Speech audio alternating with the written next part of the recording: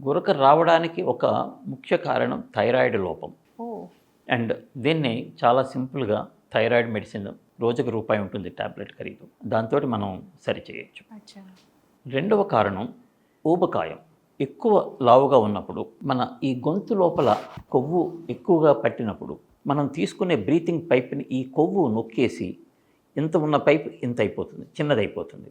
తద్వారా గురక మొదలవుతుంది. ఈ రెండు కారణాలు చాలా సింపుల్గా మనం ట్రీట్ చేయొచ్చు. థైరాయిడ్కి థైరాయిడ్ మెడిసిన్, ఊబకాయం ఉన్న వాళ్ళు బరువు తగ్గినట్టయితే వాళ్ళకు ఉన్నటువంటి గురక సమస్య 100% తగ్గిపోతుంది.